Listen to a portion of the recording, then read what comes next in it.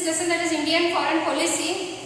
In that lesson you studied about the major aims of Indian foreign policy and why Indian foreign policy is necessary to us, and next 5 aspects, basic aspects of Indian foreign policy.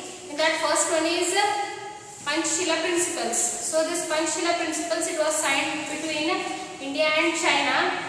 At that time Indian Prime Minister was Jawaharlal Nehru and China's president was Zhou Enlai.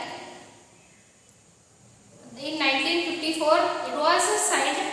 And next one, as I said, is that non-aligned movement, that is dropped for a syllabus, but I will tell you about that afterwards, after the completion of this lesson. Third one is anti-imperialism. So I said imperialism is nothing but making the countries as their own colonies, ruling that countries. So India as a colonized country, as it was a colonized country, it knows what all the problems are faced by an imperialistic or colonized country. So it opposes imperialism. So it has considered this anti-imperialism in its foreign policy. So next is anti-apartheid policy. So what is apartheidism? So here see, apartheid policy. First you should know what is apartheid policy. Discrimination, that is differentiation. Already you studied about discrimination in first lesson. Discrimination about gender, discrimination about caste, discrimination about region. So these all discrimination you have studied. Now this is also kind of discrimination based on the skin color. Understood? So here the white people, that is white skin colored people, they used to hate the blacks. The people whose skin color was black, they used to hate them. In our country, how casteism is done regarding lower caste people, how we treat them is the black colored skin colored people are treated more badly than that. So that is only called as apartheid policy. Especially in foreign countries, it was very much. So here anti-apartheid policy means India is against apartheid policy or apartheidism. So here this also is considered in India's foreign policy. So many times they have asked about this question, what is apartheid policy or what is apartheidism? So here apartheid is an attempt by a race or people of a particular skin color to subjugate another race of people different skin color in the name of supremacy.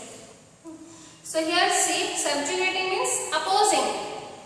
So here see, particular skin color they used to oppose or subjugate the other skin color people. Means whites, they used to oppose the skin color, that is blacks. Understood? They used to be more powerful, more supreme than the black. They considered themselves like that. Next here, apartheid is an affront to human rights and world peace. So here affront means it is against humanism. Understood? Treating the people based on their skin color is a very inhuman kind of thing. Understood? Why? Because all have the same heart, all have the same blood, everyone has the same feelings. Again we are treating them based on their skin color means it is inhuman, and it also disturbs the world peace. The foreign policy of India declared that no country of the world shall practice this. Understood? So in the world, any country it might be, they should not practice this apartheid policy. Till recently, the minority white people were ruling the majority black people in South Africa. So in South Africa, the minority white people, means white people were less in number compared to the blacks. The white people, they considered themselves more supreme, more dominant than the white, and they ruled the blacks. India had declared its support to Nelson Mandela and his party, African National Congress, who were opposing apartheid in their country. You see, Nelson Mandela, who fought against this apartheid policy, India supports Nelson Mandela. Why? because he was against this inhuman act.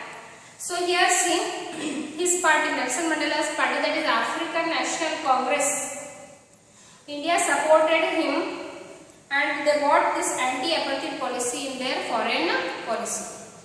Next is disarmament. So what is disarmament? The process of elimination of using of weapons, that is step by step, that is only known as disarmament. Unnecessarily making use of weapons, that is only known as, we should stop using of that is only known as disarmament.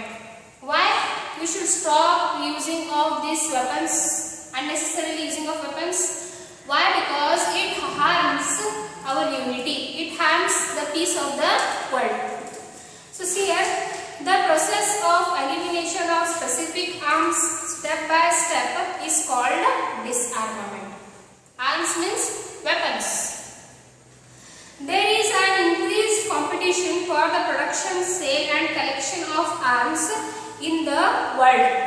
Many of the countries are worried that this massive scale of arms could lead to Third World War. So see, many countries, they are manufacturing these weapons, they are the production of the weapons also is on large quantity and also sale of these weapons is large quantity. All the countries, they want a more powerful weapons, especially the developer countries. Why? Because they want to make their nation more secure. Understood? In defense or anything it might be, they want to make their country more powerful. So they are busy in inventing new weapons and also manufacturing of new weapons. So see here, but this should be done only for limited things. When it is more necessary, when more need is there of using these weapons, and that time only you should use. Unnecessarily to show our supremacy, to show our afraid to other countries, we should not make use of these weapons. Understood? Why we should not make use of weapons unnecessarily? Because it might lead to the Third World War. Countries with massive arms may attack other country intentionally or by mistake or by accident, triggering massive devastation. So here, the country which are more developed has more weapons. Incidentally or intentionally, it might attack the other countries. It might cause harm to the other countries. So this should not happen. So only what we should do, we should stop using of the weapons unnecessarily. The presence of nuclear arms makes the issue more complicated. India, being a peace-loving country, advocates for the reduction of arms qualitatively as well as quantitatively. So now see here, this world how it is? It is a world of nuclear arms. Understood? We are using nuclear weapons. Means they look very small and all, but they are more powerful. You might be knowing, everybody, that is America, it had attacked on Japan's Hiroshima and Nagasaki. After dropping these bombs on these places, after so many years, the handicapped children were born. Understood? That was the effect of these bombs. So this thing should not happen. So only what we should do? We should follow this disarmament policy. Since the time of Nehru, India has supported disarmament process. Since the time of Nehru means from when Nehru was our Prime Minister, first Prime Minister, that is after independence, India follows this policy of disarmament. Though it is impossible and impractical to attain total disarmament, as every country needs arms for its protection, an attempt can be made to reduce the number of arms. So see here, for every country including India, it is not possible to declare the using of arms. Totally we cannot stop using of arms. Why? Because for our protection, these weapons or arms are needed. Understood? So for our protection, when it is needed, only for our protection we should make use of this. Unnecessarily we should not make use of weapons. So this much is about disarmament. See here the Constitution of India's Article 51 advocates for a foreign policy that aims at establishing international peace and cooperation. So in our Constitution, Article 51, it tells in its foreign policy that India wants peace at international level and cooperation. It wants. That is, the Department of External Affairs of Central Government plays a decisive role in formulating our foreign policy. See, the Department of External Affairs, that is the Department of Foreign Ministers, it is with them. How they make or how they deal with the other countries, how they frame out our foreign policy and all. It is left out to them. It always considers our national interest and public opinion. Indian foreign policy aims at strengthening UNO. India strives to have strong foreign relationship with other countries of the world through SAARC and Commonwealth of Nations as well. Moreover, India has been one of the major members of UNO. UNO means United Nations Organization. So many countries, they have formed together this United Nations Organization. Why? To establish worldwide peace. So here see, India is a peace-loving country and it also wants cooperation. So as it wants this all, it is working with those countries, that is the member countries of UNO and all, to maintain worldwide peace. So here see, not only India is a member of UNO but also many countries like SAARC and Commonwealth of Nations as well. These are there where India is member of these all organizations and it wants to establish peace throughout the world. About SAARC and Commonwealth of Nations you might study in part 2 lesson. About UNO it is there. There you might study in detail. So this much is about this lesson. One more point here, non-aligned movement. What is non-aligned movement? India is against this non-aligned movement. Against this non-aligned movement means India doesn't want to join or align with any other countries. So see, after Second World War, America was considered to be as more powerful country. America, Russia, China and all these were considered as more powerful countries compared to the other countries. So see here, after Second World War, what happened? Cold War started between the two countries, that is America and Russia. So Cold War means what? They didn't fight. Understood? Using weapons and all. But competition was developed between these two countries. So not only these two countries but the entire world was divided into two powerful blocks. Understood? Some countries joined America, some countries joined Russia. So India, it doesn't want to join with any country. Either it might be USA, that is America, or Russia. It wants to maintain neutral relationship with this both powerful blocks, that is America and Russia. So that is only called as non-aligned movement.